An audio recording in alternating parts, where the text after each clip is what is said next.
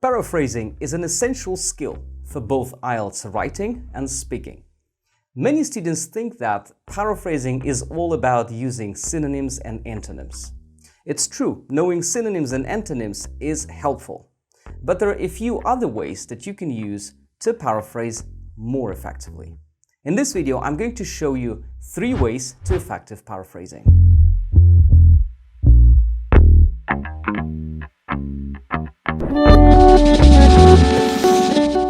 Hello guys, this is Rustam from Ace IELTS and welcome to my channel. I've created this channel to help you ace the test so that you can get the perfect score you need and pursue your dreams.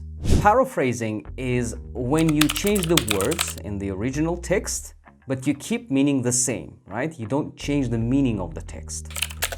So let's begin with the most common way to paraphrase.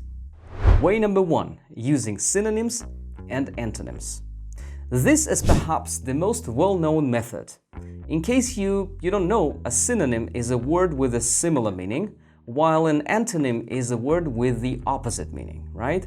For example, important is a synonym of significant, while insignificant is its antonym. Now, let's play a quick game. I'll say 3 words, one by one, and I'll pause for 10 seconds each time I say a word, okay? So during this 10 seconds time, I'd like you to come up with as many synonyms and antonyms as you can for that word. Okay? Ready? Let's try. So, the first word is a problem.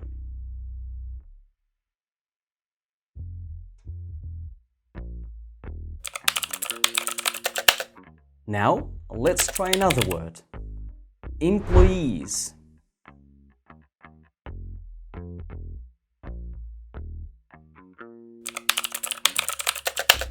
Okay, this time, let's try a phrase. Moving abroad.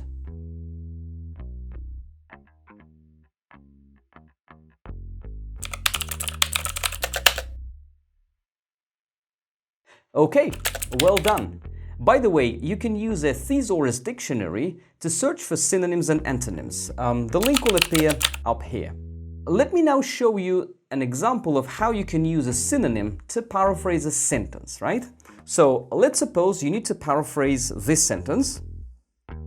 You can put the video on hold if you want and try to paraphrase it yourself and then compare it with mine.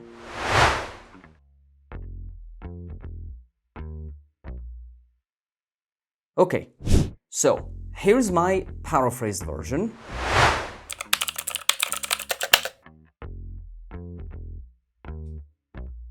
Can you tell which words I've paraphrased and what synonyms I've used?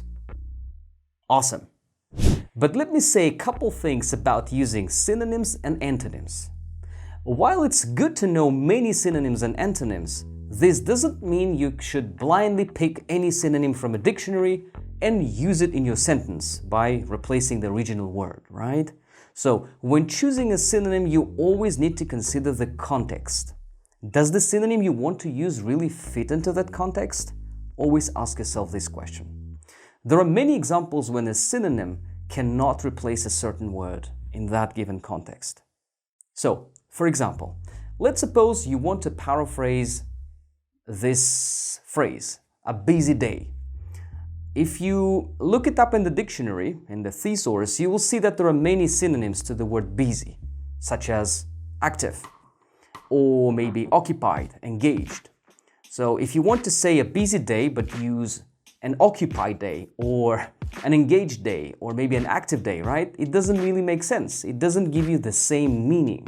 So this means this synonym doesn't fit in the context, right? In fact, we want to say maybe an eventful day. It could be a better paraphrase.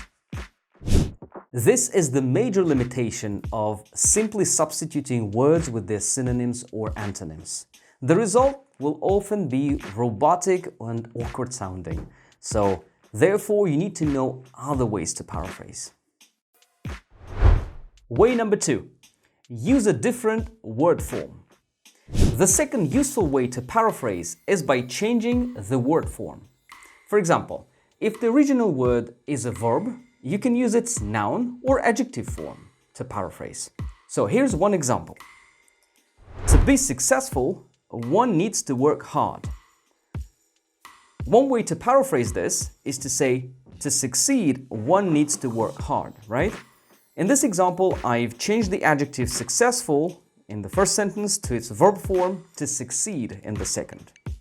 By the way, I could also use its noun form. For example, to achieve success, one needs to work hard.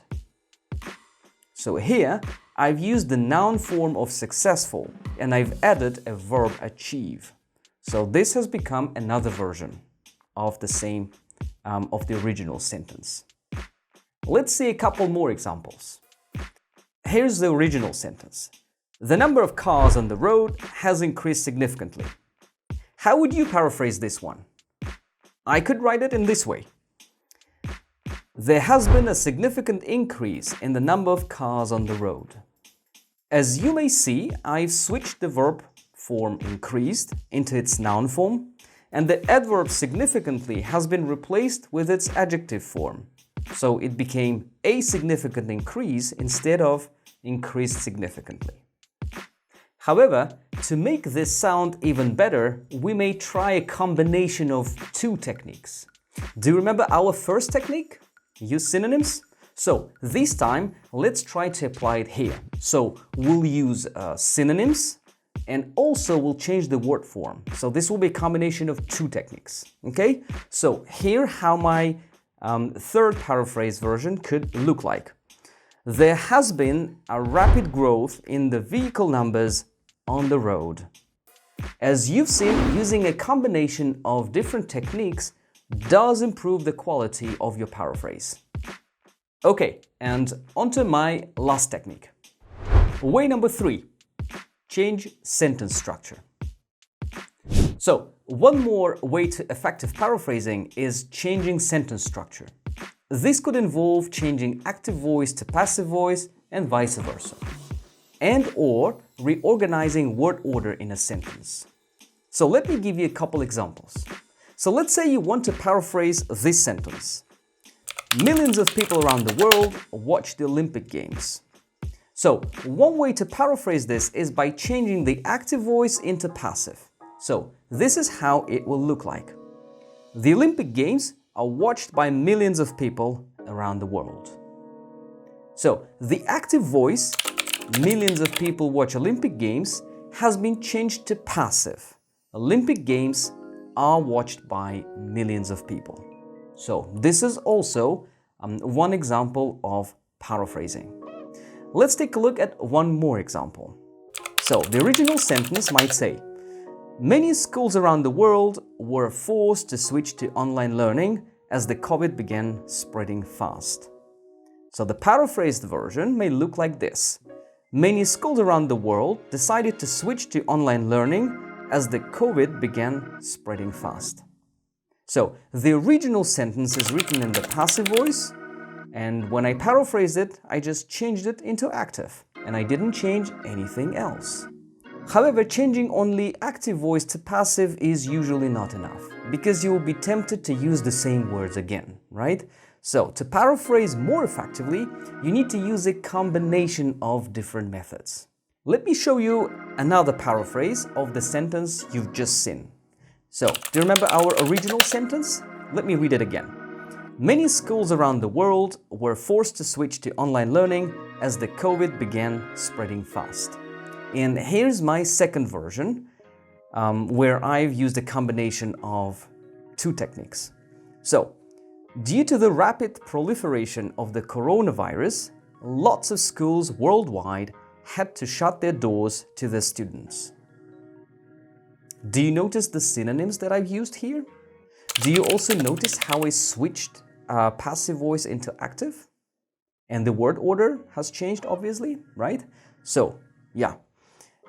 This is, I think, a far better example. So let me project all three sentences again so that you can compare paraphrase version 1 with paraphrase version 2 and see which one you like more.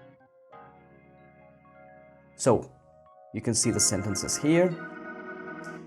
Okay, I hope you all agree with me that the second version is much better, right? Because yes, I've used synonyms effectively, I've changed the word order and basically the sentence structure. So I've employed two different techniques to paraphrase this sentence. To wrap this up, I'd like to say that to paraphrase more effectively, you always need to use a combination of different techniques, right? So simply swapping individual words for their synonyms or simply changing active to passive does not really help, okay? So you need to be more flexible with the language, you need to experiment with different techniques, practice more, don't be afraid to make mistakes, and you will no doubt improve. Alright guys, this brings me to the end of my video, but before I finish, I'd like to give you some practice work, okay? So that you can apply what you've learned in this video. So, I'll now project 3 different IELTS essay topics, and your task is to paraphrase each of them and send me the paraphrased versions. You can either email them to me or write them in the comments below. I'll definitely give you my feedback on them. Okay, so here are the 3 topics and you can see them on the screen now.